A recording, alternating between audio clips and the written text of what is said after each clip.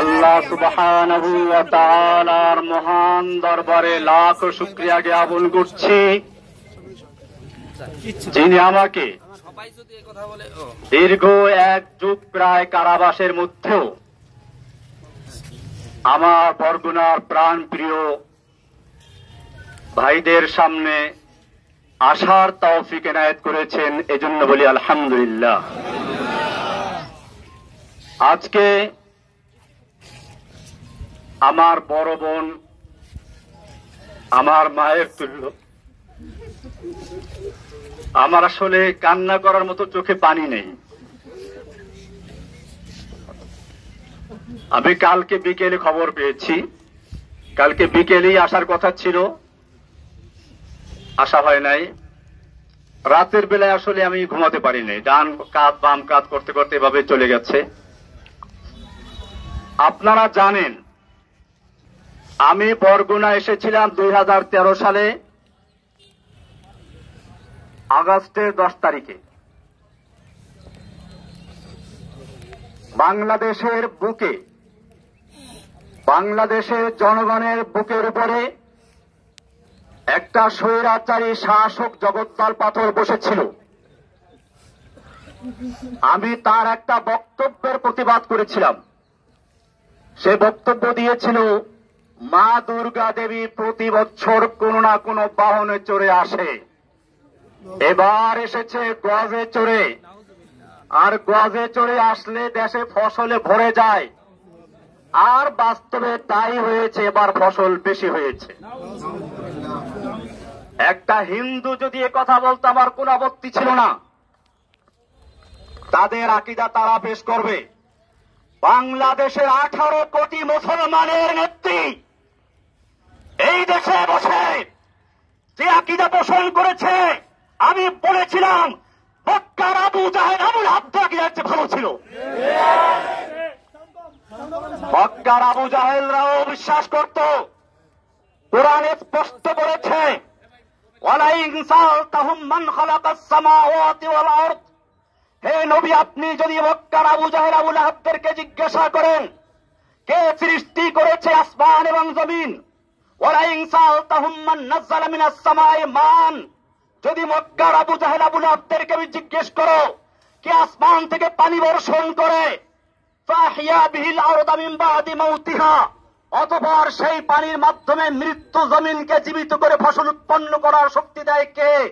আল্লাহ বলছেন, লায়াকুলুন্নাল্লাহ, মক্কার কাফেররা অবশ্যই বলবে যে আল্লাহ এগুলো সব করেন। যেখানে মক্কার আবু জাহেল আবুল আহাবরা পর্যন্ত বিশ্বাস করত বৃষ্টি দেওয়ার মালিক আল্লাহ, রিজিক দেওয়ার মালিক আল্লাহ, সেখানে বাংলাদেশের মুসলমান দেশের প্রধানমন্ত্রী বলেছিল মা দুর্গা দেবী গজে চড়ে আসে বলে ফসল বেশি হয়েছে। আমি তার প্রতিবাদ করেছিলাম, তার হিংসার কারণে আমাকে গ্রেফতার করেছিল। আপনারা জানেন আমার জামিন হয়েছিল, আমাকে হাইকোর্ট থেকে জামিন দিয়েছে, কিন্তু হাসিনার কোর্ট আমাকে জামিন দেয় নাই। আমাকে জেল গেট থেকে নিয়ে 2 দিন রেখে আবার গ্রেফতার করে ভিতরে দিয়ে দেয়। এখন আমি সেই মামলায় কারারুদ্ধ আছি। ভাইয়েরা আমার, আপনারা জানেন আমি ঈদের সময় বাড়িতে বেড়াতে এসেছিলাম। আমি কোন দল করি না, আমার প্রত্যেকটা লেখা এবং বক্তব্যে বলা আছে আমি একজন মুসলিম। কোরআন আমার পরিচয় দিয়েছে, হুয়া সাম্মাকুমুল মুসলিমিন, আমি সেই মুসলিম পরিচয় দিয়ে চলেছি। আমার নামে একটা দল তৈরি করে কখনো বলা হয় আমি নাকি তার আধ্যাত্মিক নেতা, কখনো গুরু, কখনো প্রধান, কখনো আরো কি। সাংবাদিক ভাইদেরকে আমি জিজ্ঞেস বলতে চাই, আপনারা ভালো করে দেখুন, জসিমউদ্দিন রহমানী গ্রেফতার হওয়ার আগ পর্যন্ত আনসারুল্লাহ বাংলা টিমের কোন দলের নাম করলে কানেও শুনে নাই। আমি চ্যালেঞ্জ করে বলি, বাংলাদেশে আনসারুল্লাহ বাংলা টিম নামে কোন দল নাই, এটা শেখ হাসিনার তৈরি করা। আপনারা জানেন সূরা কসাসের শুরুতে পড়বেন, কোরআন বলছে ফেরাউন সম্পর্কে আলোচনা, সেখানে বলেছে ফেরাউন কি করত, ওয়াজআলা আহলাহা শিয়া, ফেরাউন তার জাতিকে বিভিন্ন দলে দলে বিভক্ত করত, ইস্তাযইফু তাইফাতাম মিনহুম, তাদের একটা গ্রুপকে সে দুর্বল করে রাখত।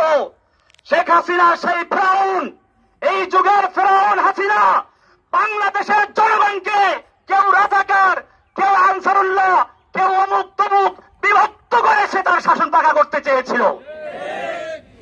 আপনারা জানেন এই সর্বশেষ যে আন্দোলন, এটা কোন দলের আন্দোলন ছিল না, এটা ছিল বাংলাদেশের ইতিহাসে এমন এক আন্দোলন যেখানে হিন্দু, মুসলিম, বৌদ্ধ, খ্রিস্টান, ছাত্র, মাদ্রাসা ছাত্র, আলিয়া, কওমিয়া, ডানপন্থী, বামপন্থী কোনো ভেদাভেদ ছিল না, সব একাকার হয়ে ময়দানে অবতীর্ণ হয়েছিল। আপনারা জানেন, আমার মনে পড়েছে জেলখানায় বসে যেদিন শুনলাম হাসিনা পালিয়েছে। আলাম তারা কাইফা ফাআলা রাব্বুকা বিআসহাবিল ফিল, আল্লাহ বলছেন আপনি কি দেখেন নাই হাতি বাহিনীর সাথে আল্লাহ কি আচরণ করেছিলেন? হাতি বাহিনী হাসিনা নামাতে চেয়েছিল, সাজওয়াজান নামিয়ে দিয়েছিল। আল্লাহ বলছেন আলাম ইয়াজআল কাইদাহুম ফি তাদলিল, তার এই জঙ্গি জঙ্গি খেলার চক্রান্ত আল্লাহ কি ব্যর্থ করে দেন নাই?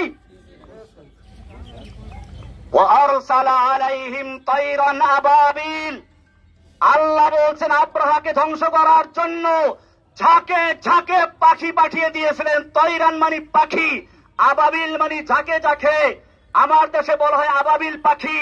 আমি তখন মনে করলাম এই প্রাইমারি স্কুলের ছাত্র, হাই স্কুলের ছাত্র, নাবালক শিশু পর্যন্ত যখন ময়দানে ছাপিয়ে পড়েছে, এটা আল্লাহ সেই আবাবিল পাখি চলে এসেছে।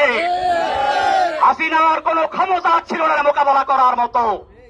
আমি ধন্যবাদ জানাই বাংলাদেশের সেনাবাহিনীকে সময় মতো পদক্ষেপ নেওয়ার জন্য, যে তারা কোন দলে আনুগত্য না করে বাংলাদেশের জনগণের পাশে দাঁড়িয়েছিল। আমি বাংলাদেশের পুলিশ ভাইদেরকে বলবো, আপনাদেরকে জোর করে ব্যবহার করেছে আমরা জানি, আপনাদের দোষ না। আমি সেজন্য আজকের মাধ্যমে সারা বাংলাদেশের মুসলিম অমুসলিম সমস্ত মানুষকে বলতে চাই, আপনারা কোনো ফাঁদে পা দিবেন না। এখন বড় কঠিন মুহূর্ত চলছে। আপনারা দেখেছেন ভারতের মিডিয়ায় প্রচার হচ্ছে বাংলাদেশে হিন্দুদের মন্দির জ্বালিয়ে দেওয়া হচ্ছে, হিন্দুর বাড়িঘরে আগুন লাগানো হচ্ছে, এই সমস্ত অপপ্রচার হচ্ছে। খবরদার, আমি আপনাদেরকে কঠোরভাবে বলছি, কোন হিন্দুর উপরে আক্রমণ যেন না হয়, কোন মন্দিরকে আগুন দিতে না পারে, সেজন্য আপনাদেরকে অতন্ত্র প্রহরে পাহাড়তে হবে ইনশাআল্লাহ। ভাইয়েরা আমার, আপনারা জানেন আমরা কোন বিশৃঙ্খলা পছন্দ করি না। আমরা চাই আল্লাহর নবী যেরকম ভাবে মক্কা বিজয়ের পরে যখন তার সামনে সাহাবায়ে কেরাম 10,000 উন্মুক্ত তরবারি নিয়ে বসে আছেন, একটা ইশারা করলে সব গর্দান গুড়ের যায় মক্কার কাফেরদের। মক্কার কাফেররাও এসে হাজির হয়েছে সামনে। আল্লাহর নবী জিজ্ঞেস করেছিলেন, ওহে মক্কার কাফেররা, তোমরাই তো সেই লোকগুলো যারা আমাকে হত্যা করার জন্য ঘেরাও করেছিলে, তোমরাই তো সেই লোকগুলো যারা আমার বিলালকে উত্তপ্ত রৌদ্রে শুয়ে রেখে নিচে আঙ্গার দিয়ে উপরে পাথর চাপা দিয়ে রেখেছিলে, তোমরাই সেই লোকগুলো যারা সুমাইয়া রাদিয়াল্লাহু তাআলা আনহাকে লজ্জাস্থানে বর্ষা দিয়ে আঘাত করে হত্যা করেছিলে, তোমরাই সেই লোকগুলো যারা আম্মার ইবনে ইয়াসিরকে বন্দী করে নির্যাতন করেছিল। কিন্তু আজকে তোমাদের আমি জিজ্ঞেস করতে চাই, তোমরা আমার থেকে কেমন ব্যবহার আশা করছো? মক্কার কাফেররা বলেছিল, একজন উত্তম ভ্রাতার কাছ থেকে যা আশা করা যায় তাই আশা করছি। আল্লাহর নবী বলেছিলেন, আজকে আমি সে কথাই বলছি যা আমার ভাই ইউসুফ আলাইহিস সালাম বলেছিলেন তার ভাইদেরকে নাগালে পাওয়ার পরে। আল্লাহর নবী বললেন, লা তাসরিবা আলাইকুমুল ইয়াউম, আজকে তোমাদের বিরুদ্ধে আমাদের কোনো ক্ষোভ নাই, কোন প্রতিশোধ নেওয়ার ইচ্ছে নেই। যাও, ইযহাবু আনতুম তালাকা, আমি তোমাদের সকলকে সমানভাবে আমভাবে ক্ষমা ঘোষণা করছি। বাংলাদেশে আন্দোলনরত ছাত্র জনতা মাদ্রাসার ছাত্র, স্কুল কলেজের ছাত্র, সাধারণ জনতা, আমি সকলের কাছে অনুরোধ করব, আল্লাহর নবীর এই মক্কা বিজয়ের ঘোষণাকে কেন্দ্র করে আমরা যেন এই বিগত দিনে যা হয়েছে সব ক্ষমা করে দিয়ে একসাথে একটা সুন্দর সমৃদ্ধ সাম্যের বাংলাদেশ গড়তে পারি। আমি একটা কথা না বললেই নয়, আপনারা অনেকে মনে করেন প্রচার হচ্ছে হিন্দুরা মুক্তমুখ। আমার এই জিল জীবনের আমি সর্বশেষ ঘটনা বলছি। সর্বশেষ আমি যেদিন কোর্টে যাই, একজন কারা পুলিশ, নাম হলো প্রবীর, 2 তারাওয়ালা কি এরা হিন্দু, দেখেন হিন্দু। দুপুরের সময় ডায়াবেটিস রোগী, মুখটা শুকিয়ে গেছে, বলেন হুজুর আপনার কোথায় ক্ষুধা লেগেছে? আমি কিছু বললাম না। বলে টাকা থাকলে দেন, আমি খাবার এনে দেই। আমি টাকা তো আনি নাই। কোর্টে বসে উনি আরেকজনের কাছে টাকা চাইলেন, তাও নাই। শেষ পর্যন্ত নিজের পকেট থেকে টাকা খরচ করে আমাকে দুপুরে 1 প্যাকেট বিরিয়ানি আর একটা 2 লিটারের পানি দিয়ে দেয়। হিন্দু প্রবীর, এটা সর্বশেষ যে কোর্টটা আমি করেছি সেই কোর্টের দিন। আপনাদেরকে আরো বলি, আমি যে জেলখানায় রয়েছি সেখানে চক্রান্ত হয়েছিল বড় ধরনের দাঙ্গা করানোর জন্য। আমি সকালবেলার থেকে পুরা জেলখানায় হ্যান্ড মাইক হাতে নিয়ে বলেছি, খবরদার কেউ কোনো বিশৃঙ্খলা করবেন না, বিশৃঙ্খলা করবেন না, আপনারা শান্ত থাকুন। আপনারা জানেন আমাকে রাখা হয়েছে হাই সিকিউরিটি জেলে, এশিয়া মহাদেশের 1 নাম্বার জেল, এটা কঠিন জেল। 1000-এর উপরে আছে ফাঁসির আসামি, ফাঁসির আসামি আছে 1000-এর উপরে। এরপরে হুজি, জেএমবি যত সব ওখানে। এইখানে গন্ডগোল লাগাবার চক্রান্ত করা হয়েছিল। আমি হ্যান্ড মাইক দিয়ে সকালবেলা ঘুরে ঘুরে প্রত্যেকটা বিল্ডিং এর সামনে গিয়ে বলেছি, কেউ উচ্ছৃঙ্খলা করবেন না, আমি আপনাদের জন্য মুক্ত হলে পরে আপনাদের জন্য মুক্তির ব্যবস্থা করবো ইনশাআল্লাহ। সবাই আমার কথা মেনে নিয়েছিল। কিন্তু কে বা কারা উস্কানি দিয়ে কিছু কয়েদিদেরকে লেলিয়ে দিয়েছে এখানে আক্রমণ করার জন্য, বিশেষ করে আমি যে বিল্ডিং এ ছিলাম সেখানে আক্রমণ করার জন্য। কারণ কি? কারণ ছিল এই আন্দোলনটাকে একটা জঙ্গি রূপে আকৃতি দেওয়ার জন্য। আমি গোয়েন্দা বিভাগের ভাইদেরকে বলবো, ঢাকার high security, Kashimpur high security জেলে পরিবেশ শান্ত হওয়ার পরে এই কয়েদিদেরকে লেলিয়ে দিয়েছিল কারা হাজতের উপরে। যদি সেদিন আমি জীবনের ঝুঁকি নিয়ে বাধা না দিতাম তাহলে সেখানে কারবালার ময়দান হয়ে যেত। কারণ হাজতেরা নামলে পরে ওই কয়েদিদেরকে খুঁজেও পাওয়া যেত না। এই চক্রান্ত কারা করেছিল আপনাদের খুঁজে বের করতে হবে। এই চক্রান্ত শুধু জেলখানার ভিতরে না, আপনারা শুনুন, আমি যেই ব্লকে থাকি, অর্থাৎ ব্লক বলতে একসাথে 7টা রুম, আমি সবসময় একাই থাকতাম এক ব্লকে।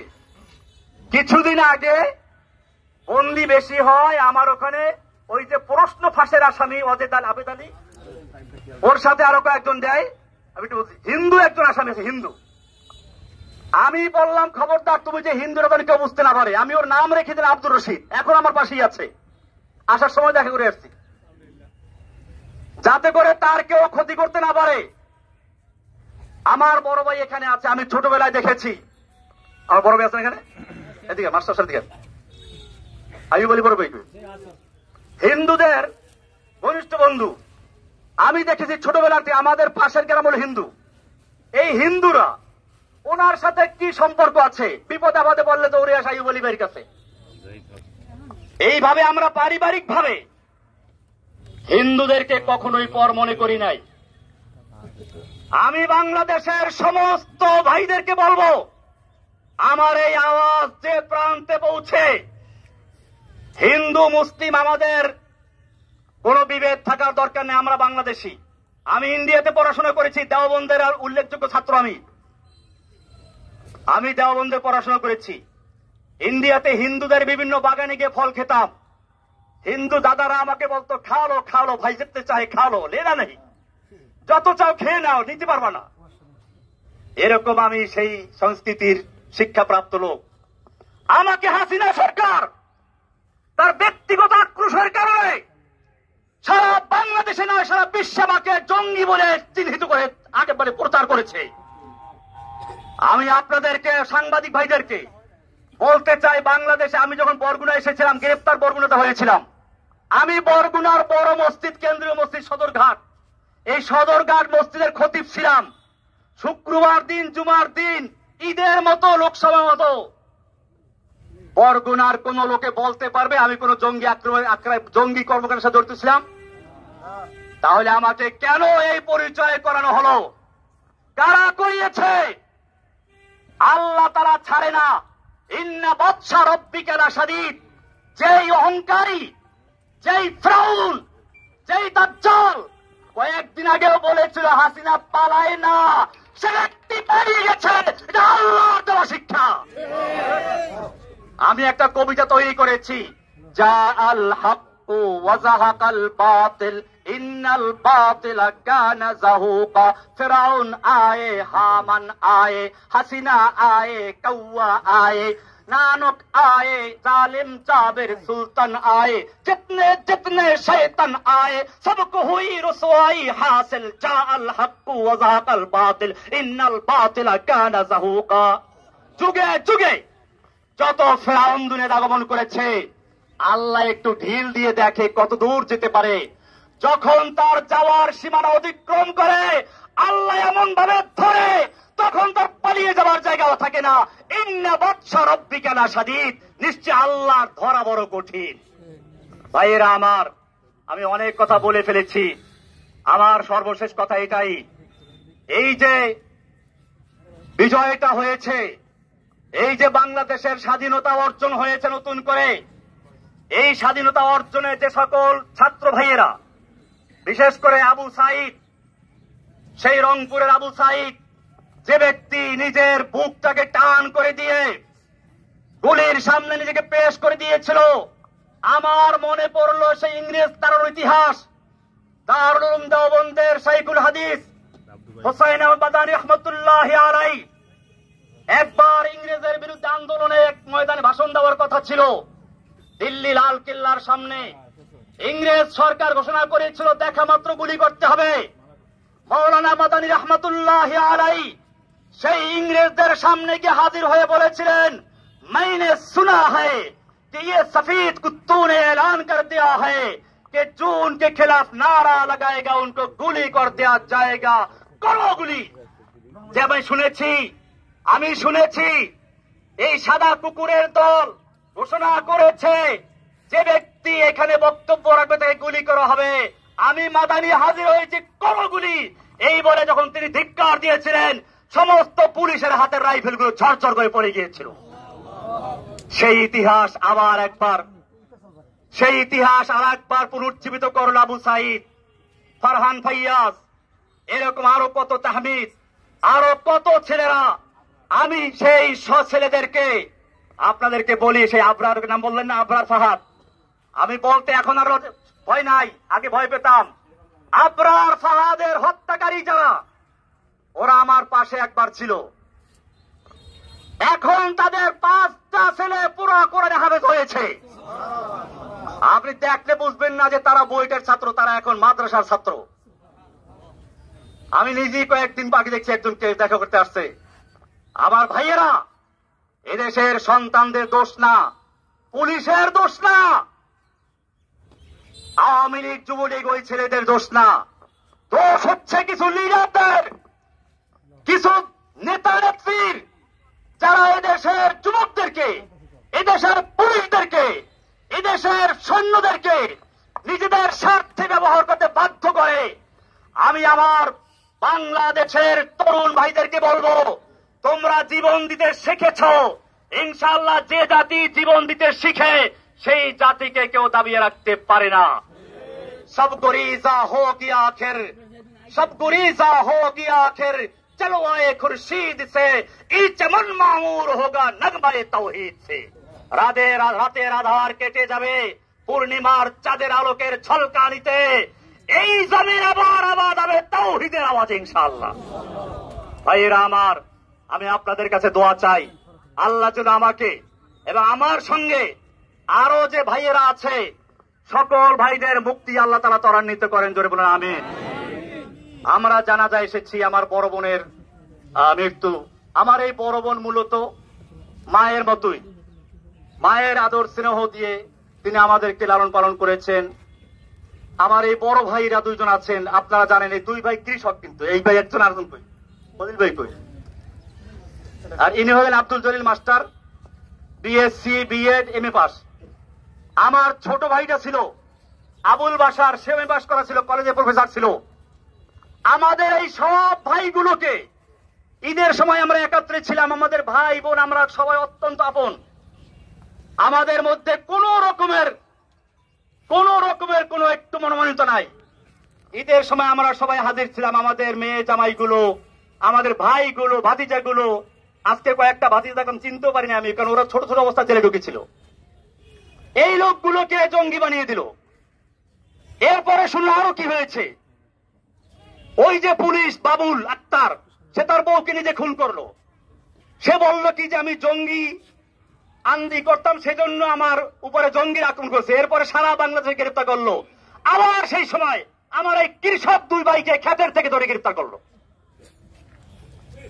আমার এই ভাই জলিল মাস্টার বরগুনার একজন নাম করা হেডমাস্টার, আজকে কত 11 বছর পর্যন্ত মামলার কোন বিচার নাই। মামলার বিচার করবে কি? এই মামলা তো হাসিনার নির্দেশে হয়েছে, এই মামলার কোন এভিডেন্স নাই, সেজন্য মামলা জায়গায় রয়ে গেছে, আজ পর্যন্ত বিচার শুরুই হয় নাই। আমি আপনাদেরকে কথা বলে এই জন্য বললাম, আপনারা বরগুনার মানুষ, হয়তো আপনারাও মিডিয়ার কারণে, অপপ্রচারের কারণে বিশ্বাস করতে পারেন, মনে করতে পারেন কিনা যেন আছে। আসলে আমার এই ভাইগুলোকে আপনারা চিনেন। আমার ছোট ভাই ওই সময় বাড়ি ছিল না, সে বরিশাল কলেজে প্রফেসর ছিল।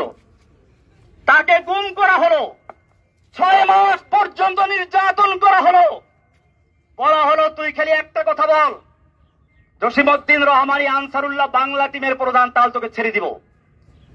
আমার ছোট ভাই চরম নির্যাতনের শিকার হয়েছে। আমি যখন তাকে জেলে দিল, দেখলাম যে হাঁটতে পারে না একটা যুবক, তকবাগি যুবক, কি হাস্যোজ্জ্বল হাসি খুশি একটা ছেলে, কিন্তু সে হাঁটতে পারছে না। এবং কিছুদিন পরে সে আল্লাহর রাস্তায় মারা গেল, শহীদ হয়ে গেছে। ভাইয়েরা আমার, কি অপরাধ ছিল সে আবুল বাশারের, কি অপরাধ ছিল জলিল মাস্টারের, কি অপরাধ ছিল এই কৃষক আইয়ুব খলিলের, কি অপরাধ ছিল সেই ছোট ছোট বাচ্চাদের, ওই যে ছেলেগুলো সব জেলে ছিল। এখন আমার সামনে সব বড়গুলো বড় হয়ে গেছে, ভাতিজারা, আমি চিনিও না অনেকের। এই যে এটা জেলে ছিল, এ সিএনবি মসজিদের ইমাম, এ একটা জেলে ছিল। এরকম অনেক এখন বড় হয়ে গেছে, আপনি দেখছেন। তখন এরা ছোট ছোট বাচ্চা ছিল, এই বাচ্চাগুলোকে ধরে জেলে ঢুকিয়েছে। বিচার কি হবে না? আল্লাহর কি আদালত নাই? আল্লাহ তাআলা সব দেখেন, সব শুনেন। তিনি একটু ঢিল দিয়ে দেখেন, তোমাকে এই দেয়ার যুগ পর্যন্ত ঢিল দিয়েছিল, এরপরে তোমাকে এমন ধরা ধরেছে, তোমার দরবেশ বাবা দাড়ি কামাইয়া বাঁচতে পারে নাই। দেখেন নাই দরবেশ বাবারে? এই দরবেশ বাবা ইসলামকে ভালোবাসে, কিন্তু আজকে সে বাঁচার জন্য দাড়ি কামাইয়া বাঁচতে পারে নাই। আমি বলতে চাই, এখন থেকে সামনের দিকে আমরা যেন ঐক্যবদ্ধভাবে একটা সমৃদ্ধশালী, সাম্য, ভ্রাতৃত্বপূর্ণ একটি বাংলাদেশ গড়তে পারি, সেজন্য আমরা একতাবদ্ধ হয়ে চলবো ইনশাআল্লাহ। কোন রকম বিশৃঙ্খলা আমরা করব না। কোন হিন্দুদের মন্দিরে অথবা বাসাবাড়িকে আক্রমণ করতে না পারে, সেদিকে আমরা খেয়াল রাখবো। আমার এই বার্তাগুলো আপনারা সারা বাংলাদেশে পৌঁছে দিন। আল্লাহ তাআলা যেন আমাদেরকে সকলকে একটা সুন্দর, সুখী, সমৃদ্ধশালী বাংলাদেশ গড়ার তৌফিক দান করেন, আমিন। স্যার কথা বলবেন? কে বলবে? আমরা জানাজার নামাজ শুরু করবো এখনই। জানাজার নামাজের